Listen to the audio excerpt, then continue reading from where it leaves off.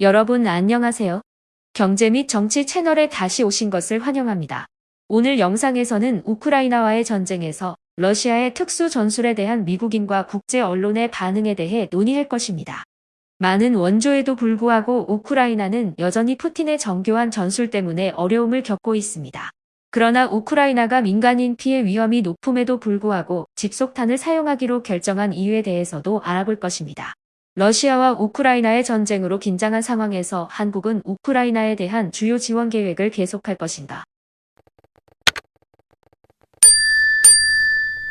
2023년 7월 21일 백악관 국가안보회의에 존 커비 전략소통조정관은 우크라이나가 러시아와의 전투에서 클러스터 폭탄을 도입했다고 발표했습니다. 그는 우크라이나가 이 무기를 정확하고 효과적으로 사용하면서 러시아의 방어 부대 및 방어 연습에 상당한 영향을 끼쳤다고 강조했습니다. 클러스터 폭탄은 공중에서 폭발하면서 수십 개의 작은 폭발체를 해방시키는 무기입니다. 조 바이든 정부의 관점에서 클러스터 폭탄은 우크라이나의 반격을 지원하고 러시아의 전선을 밀어내는 수단으로 간주됩니다. 지난달에 미국은 이러한 클러스터 폭탄을 중개 조치로서 우크라이나에 제공하기로 약속하였으며 동시에 우크라이나가 필요로 하는 155mm 포탄을 생산하는데 시간이 걸릴 것이라고 발표했습니다. 하지만 클러스터 폭탄 사용은 여러 인도주의 단체와 미국의 일부 동맹국으로부터 반대를 받고 있습니다. 이는 과거의 클러스터 폭탄이 높은 실수율로 민간인에게 피해를 입혔기 때문입니다. 그러나 제이크 설리번 미국 국가안보부 좌관은 미국이 우크라이나에 제공하기 전에 클러스터 폭탄의 오류율을 개선했다고 강조했습니다. 미국 국가안보회의는 우크라이나가 러시아에 대항하기 위해 수천 개의 클러스터 폭탄을 제공하기로 결정했습니다. 그러나 구체적인 수치는 비밀로 유지되고 있습니다. 커비는 민간인에게 아직 폭발하지 않은 질회로 인한 위험이 있음에도 불구하고 미국이 우크라이나의 클러스터 폭탄 사용을 지원하는 이유를 밝혔습니다. 그는 러시아의 군대와 탱크가 우크라이나의 포병 지원이 충분하지 않은 상황에서 계속해서 침공하고 영토를 점령할 경우 민간인들이 심각한 손해를 입을 수 있다고 설명했습니다. 한편 동일한 날에 우크라이나 당국자들은 러시아가 우크라이나 최대 항구 도시 오데사에 연이어 공습을 했다고 발표했습니다. 키예프 지사는 오데사 지역의 농업기업에 대한 러시아의 공격으로 2명이 다쳤다고 밝혔습니다. 회사 창고가 파손되면서 상당량의 곡물이 소실되었습니다. 커비는 러시아가 블랙해 상공에서 저고도로 날아가면서 대공 미사일 시스템을 피하기 위해 칼리브르 순항 미사일을 사용했다고도 말했습니다. 2개의 미사일은 곡물 창고를 침몰시키고 화재를 일으켰으며 다른 하나의 미사일은 소방 차량을 향해 공격하여 구조 장비를 파괴했습니다. 미국의 워싱턴 포스트 기사에 따르면 최근 러시아 군이 수행한 무인 항공기 공격으로 우크라이나 군대에 심각한 피해가 발생한 것으로 알려졌습니다. 러시아의 방어 시스템은 현재 널리 사용되는 드론으로 실시간으로 적의 위치를 상세히 제공하여 대규모 공격과 비목표적인 공격을 가능하게 합니다. 우크라이나 군대는 방어 시스템에 대해 장갑 유닛을 사용하여 러시아 방어를 도전했지만 포병, 대전차 미사일, 자폭식 드론 및 헬리콥터로부터의 공격으로 많은 인적 및 장비 손실을 겪었습니다. 이로 인해 우크라이나의 공격이나 도발의 효과에 대한 의문이 제기되고 있으며 서방 국가들이 그들을 구제하기를 원하지 않는 것으로 보입니다. 워싱턴 포스트는 우크라이나의 진정한 목표가 승리가 아니라 러시아의 약화, 붕괴 및 이 땅이 소유한 무한한 자원을 확보하는 것이라고 강조했습니다. 정치적 체스판에서 강력한 내재적 자원을 가진 국가는 강대국에 대한 위협이 될 것입니다. 그러나 모든 갈등을 해결하기 위해 폭력을 사용하는 것이 항상 최선의 선택은 아니며 미국의 지도자들만이 극단적인 사고에 따라 갈등을 해결하기 위해 폭력을 사용하려고 하는 것이라고 주장하는 사람들도 있습니다. 러시아는 우크라이나와의 전쟁에서 효과적인 사냥법을 적용하고 있습니다. 한국과 서구 국가들로부터 많은 지원을 받고 있지만 우크라이나는 이 전쟁에서 여전히 많은 어려움을 겪고 있습니다. 긴장 상태와 군사적 위협에 직면한 모든 국가들은 갈등을 해결하기 위해 평화적인 해결책을 찾고 협상을 수락해야 합니다. 이를 통해 지역과 세계의 평화와 안정을 보장할 수 있습니다.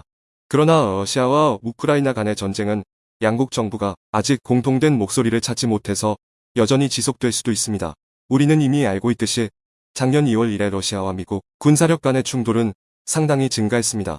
미국은 알탄프 기지와 북동부 시리아의 몇 개의 유류 취득 지역 사이에 약 500명의 군인을 유지하면서 IS 테러 조직에 대항하기 위한 존재를 유지하고 있습니다. 그러나 이 지역에서 미국의 활동은 시리아 정부나 러시아 크메이님 공군 기지로부터 승인받지 않았습니다. 러시아 군인들을 보호하기 위해 정교한 대공 방어 시스템인 S-400 펜치르와 토르를 이 기지에 배치하고 있습니다.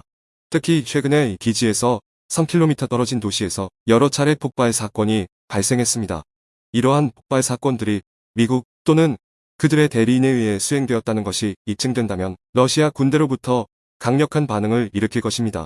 이 긴장 상태에 맞닥뜨린 상황에서 아랍공화국 간 싸움을 조정하는 중재센터 부국장 올레그 대령은 F-16 전투기가 시리아에서 러시아기를 상대로 사용되었다고 전했습니다. 푸틴 대통령의 관리하에 민간 군사 바그너 용병 그룹이 벨로루시에 재배치된 점도 눈에 띕니다. 이 나라는 폴란드, 리투아니아, 라트비아와 우크라이나와 국경에 인접한 중요한 지정적 위치를 가지고 있습니다.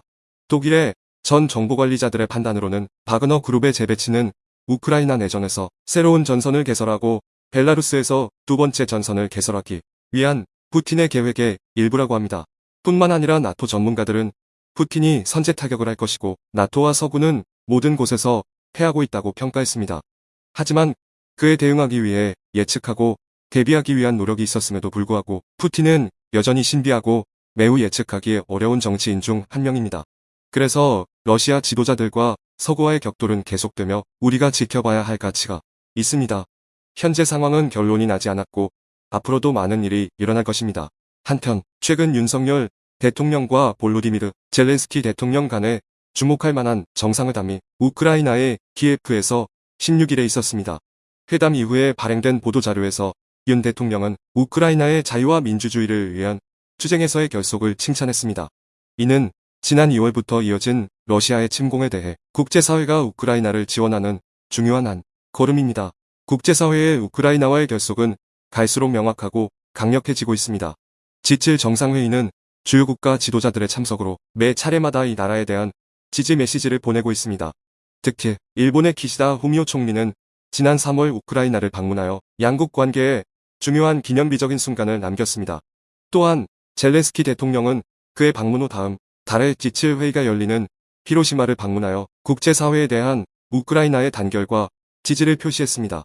G7 외에도 폴란드, 체코공화국, 슬로베니아 등 동유럽 이웃 국가들의 지도자들도 우크라이나를 지원하고 연대와 도움을 계속하고 있습니다.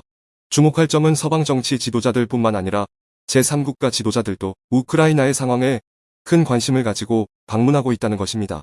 이러한 회담과 방문들은 우크라이나와 친구 국가들 간의 외교적 유대를 더욱 강화시키고 각 국가의 자유와 민주주의를 보호하기 위한 국제사회의 결속을 나타냅니다. 현재 이러한 노력들은 러시아의 침공으로 인한 어려움에 대응하고 극복하는 데 매우 중요한 네트워크를 형성하고 있습니다. 러시아와 우크라이나 사이의 긴장 상태가 계속되고 있지만 한국은 여전히 우크라이나에 지원을 제공하고 있습니다. 평화를 지지하는 사람들은 이러한 전투에서 푸틴의 행동을 계속 비난하고 있습니다. 영상 시청해주셔서 감사합니다.